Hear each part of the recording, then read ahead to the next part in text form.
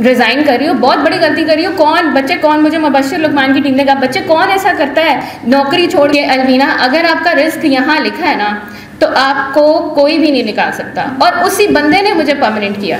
लड़कियों को ज़रूरी नहीं है कि वही बात है कि आपको वैसा होना पड़ता है, आपको ये माइंड बना के जाना पड़ता है कि आप। नवाए इंसान NI न्यूज़ की वीडियोस देखने के लिए हमारा चैनल नवाए इंसान सब्सक्राइब कीजिए और बेल आइकन पर क्लिक कीजिए ताकि हर नई वीडियो से आप बाखबर रह सकें। अस्सलाम वालेकुम, मेरा नाम अलवीना साजिद है। मैं एक तो स्टूडेंट्स को ये कहूँगी कि मीडिया में आप एंट्री कर लें, इंटर्नशिप करें आप, जहाँ भी आपको बाद में पता चलेगा कि कौन सा एरिया जो है आपके इंटरेस्ट का है और आपको अपील करता है। मतलब बहुत सारे लोग एंकरिंग के लिए ही मीडिया में आते हैं। मैं भी एंकरिंग करना चाहती थी शुरू में, लेकिन जब मैं सोशल मीडिया में थी, मैं वेबसाइट कंटेंट राइटर थी, तो मैंने प्रोडक्शन के लोगों को देखा तो मुझे उसमें इंटरेस्ट हुआ ज़्यादा, क्योंकि वो लोग वो होते हैं जो एंकर्स को गाइड कर रहे होते हैं। They are basically the forces behind those big faces जो आप, और यहाँ पे बहुत बड़े बड़े एंकर्स हैं, और वो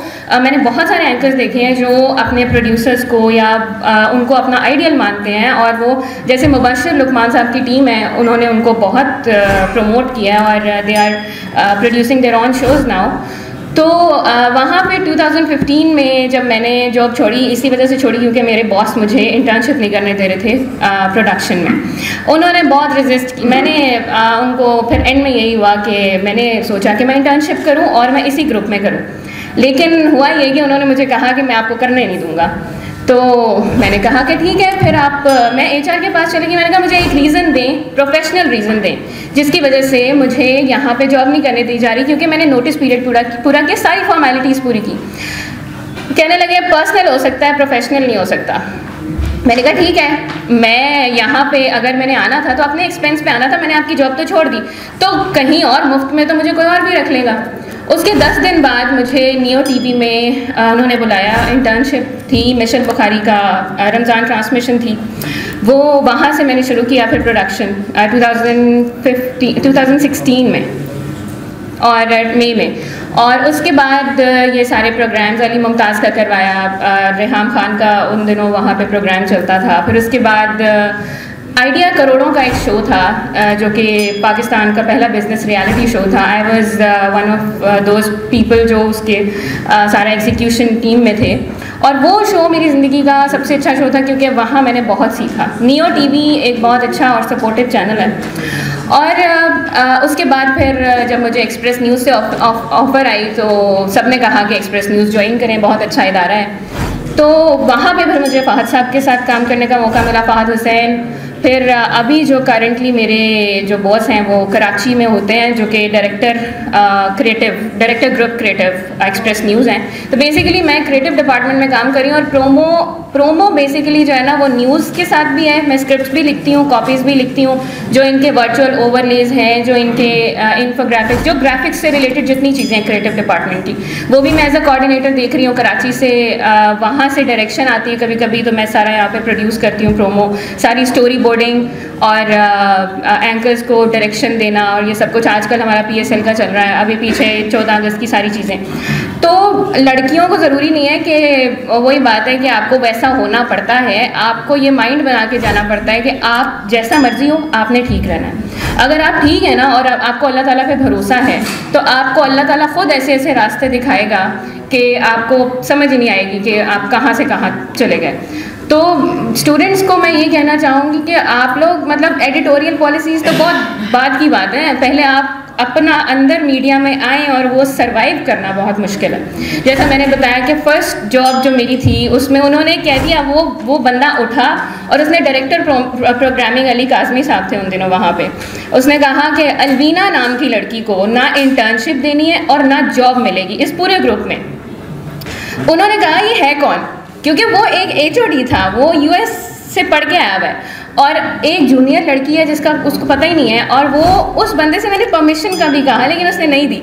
अच्छा, वो खैर वो दिन था। और फिर उसके 1 साल बाद शुक्र है कि मैं प्रोड्यूसर बन चुकी थी, और बहुत सारे लोगों ने मुझे तब कहा था कि जी नहीं, रिज़ाइन कर रही हो, बहुत बड़ी गलती कर रही हो। कौन मुझे मुबश्शिर लुकमान की टीम ने कहा बच्चे कौन ऐसा करता है, नौकरी छोड़ के तुम इंटर्नशिप कर रही हो। मैंने कहा क्या फ़ायदा ऐसी नौकरी का जिसने आपको कुछ देना नहीं है, जिसमें आपको इंसान नहीं समझा जाता। तो ये आपकी चॉइस होती है कि आपने किस तरह चलना है। अगर मैं वहाँ से ना निकली होती आज तो आई एम श्योर मैं आज एक अच्छे जगह पे ना होती, मेरा एग्जिस्टेंस होता। तो इसलिए आपको रिस्क लेने पड़ते हैं और ये सोचना पहले आप छोड़ दें कि आपने किस तरह जाना है, कहाँ जाना है। कभी भी आपको वो नहीं मिलता जो आप चाहते हैं। मैं एंकर बनना चाहती थी, मुझे वो चीज़ नहीं मिली, लेकिन आई एम हैप्पी कि आज जिस जगह पे मैं हूँ वो ही जगह है एग्जैक्टली जो जहाँ पे मैं चाहती थी पहुँचना।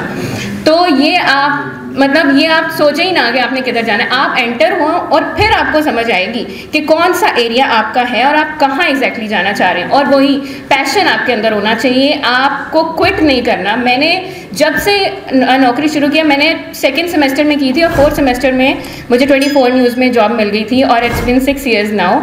तो मेरे सीनियर्स भी आज ये कहते हैं, पहले वो बहुत क्रिटिसाइज़ करते थे कि जी बहुत अपने आप को चीज़ समझती है, क्योंकि मुझे नौकरी मिल गई थी पूरा मैथ्स कॉम डिपार्टमेंट। मैंने लाहौर लीड्स यूनिवर्सिटी से किया था BS और पंजाब यूनिवर्सिटी से अभी मैं MPhil कर रही हूँ करंटली। तो उन्होंने बहुत क्रिटिसाइज़ किया कि जी ये तो बहुत जल्दी फील्ड में चली गई है तो इसको प्राउड हो गया और ये वो। लेकिन आज वही लोग कहते हैं कि अलवीना के तुमने वाकई बेस्ट डिसीजन लिया था कि तुमने छोड़ा नहीं। और मैंने बहुत मुश्किल से जॉब की थी, मतलब फाइनेंशियल क्राइसिस के बीच में मैं सीधा यूनिवर्सिटी से जाती थी ऑफिस और 4 से 12 की मेरी शिफ्ट होती थी, रात 1 बज जाते थे। उसके बाद बिकॉज मैं टॉपर भी थी अपने बैच की तो मैंने वो भी मेंटेन रखना था, वो भी मुझे क्रेज़ था। तो उसके बाद सारी असाइनमेंट प्रेजेंटेशन्स के बाद उसके बाद सुबह 7:30 बजे मैंने बस पकड़नी होती थी क्योंकि मेरी यूनिवर्सिटी दूर थी। तो वही सारा कुछ उसी दौरान सारा ये जो है मेरा एक्सपीरियंस था कोई 4 साल का, जब मैं यूनिवर्सिटी से जब 2017 में मेरा 2 साल का एक्सपीरियंस था और अब शुक्र है कि इट्स बिन 6 years। तो मुझे रेजिस्टेंस ज़रूर फेस करना पड़ा है, लेकिन मीडिया इंडस्ट्री इतनी भी ख़तरनाक नहीं है जितना बना दिया जाता है। और जो लड़कियां ये कहती हैं कि जी नहीं आपको वैसा होना पड़ता है, वो तो बिल्कुल ही गलत है। तो बेसिकली आपको खुद ठीक रहना है, अपने आप को ठीक रखना है और अपना फोकस नहीं शिफ्ट होने देना। और ये चीज़ बस एक जहन में रखें कि आपका रिस्क जो है ना, मुझे नियो TV में भी एक ऑफ़र आई अपने HOD से कि जी आप एंकर बना तो मैंने कहा नहीं मैं प्रोड्यूसर ही ठीक हूँ। तो रिस्क आपका, मैंने 1-2 सीनियर से मैं बड़ी परेशान हो गई, मेरी नौकरी अभी हुई नहीं थी, मतलब पेड इंटर्नशिप नहीं मिली थी। उन्होंने एक बहुत अच्छी बात की जो अभी तक मेरे दिमाग में है कि अलवीना अगर आपका रिस्क यहाँ लिखा है ना तो आपको कोई भी नहीं निकाल सकता। और उसी बंदे ने मुझे परमानेंट किया और अल्लाह का शुक्र है कि उसके बाद वो ठीक रहा। तो बस ये माइंड में रखें कि अल्लाह ताला जो है ना राज़िक वो है। आपकी नौकरी अगर आपका रिस्क कहीं लिखा है तो कोई भी नहीं छीन सकता, चाहे वो डायरेक्टर हो चाहे वो ऑनर हो। तो इसलिए बस ये सोच के आए मीडिया में जब भी आए कि एक तो कोई चीज़ जो है वो लिखी हुई नहीं है, कोई SOPs डिफाइंड नहीं होते, आपने खुद अपनी चीज़ें डिसाइड करनी है। जैसे जैसे आपको चैलेंजेस आएंगे आपने उनको फेस करना है और ये ध्यान में रखना है कि आप खुद ठीक हैं। अगर आप खुद सेटिस्फाइड हैं तो फिर बाकी जो मर्जी होता है। Thank you.